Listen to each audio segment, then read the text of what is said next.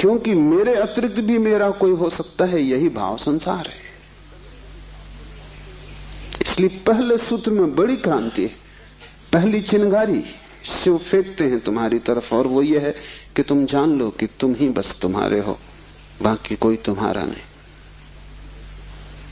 इससे बड़ा विषाद मन को पकड़ेगा, क्योंकि तुमने दूसरों के साथ बड़े संबंध बना रखे, बड़े सपने संजो रखे, दूसरों के साथ तुम्हारी बड़ी आशाएं जुड़ी हैं।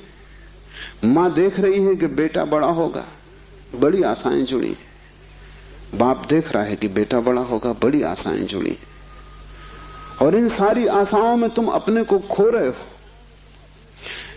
यही तुम्हारे पिता भी इन्हीं आशाओं को कर करके समाप्त हुए तुम्हारे लिए। तुमसे क्या उन्हें मिला? यही आशाएं कर करके तुम समाप्त हो जाओगे। तुम्हारे बेटे से तुम्हें कुछ मिलेगा ना, और तुम्हारा बेटा भी यही मूर्खता जारी रखेगा, वो अपने बेटों से आशाएं करेगा। नहीं, अपनी तरफ देखो, न तो पीछे न आगे, कोई भी तुम्हारा नहीं है।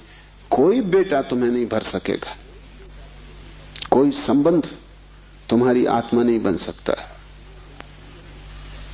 तुम्हारे अतिरिक्त तुम्हारा कोई मित्र नहीं है।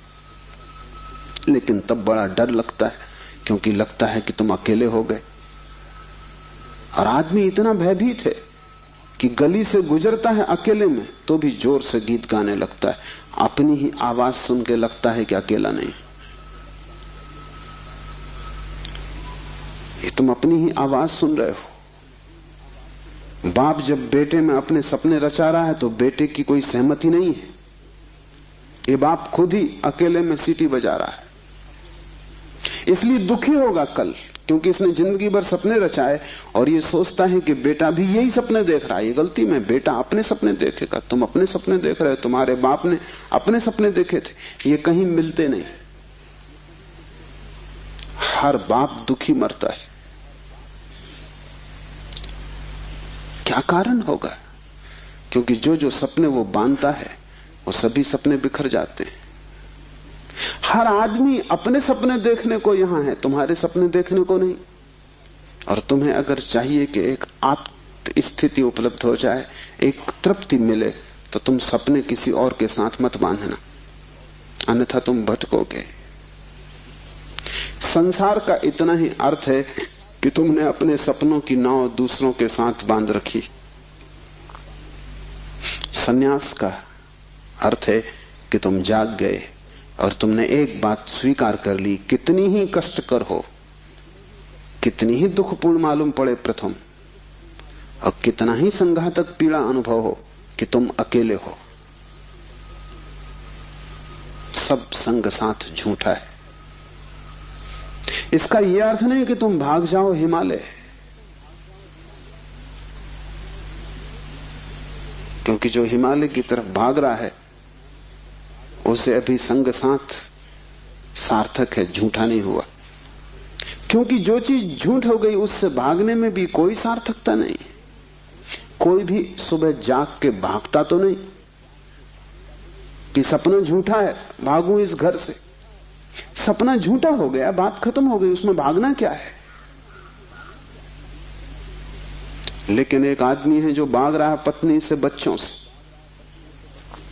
इसका भागना बताता है, इसने सुन लिया होगा कि सपना झूठा है, लेकिन अभी इसे खुद पता नहीं चला। ये डिस्कोर्स ओशो जी एक सवाल के बदले में जवाब देते हुए बताते हैं, जहाँ पे उनसे पूछा जाता है कि एक सच्चा जीवन, जिसे हम एक आइडियल लाइफ कहते हैं, उसे वो कैसे डिफाइन करेंगे। तो इसके बदले में वो 3 रास्ते बताते हैं, जो कि हैं इंडिविजुअलिज्म, कलेक्टिविज्म और एस्केपिज्म। जिनमें से अक्सर जो हमारे कल्चर के अंदर इंडिविजुअलिज्म और एस्केपिज्म को काफ़ी हद तक जो है वो एक ही माना जाता है, व्हेरेन वो दोनों बिल्कुल ही अलग-अलग चीज़ें हैं।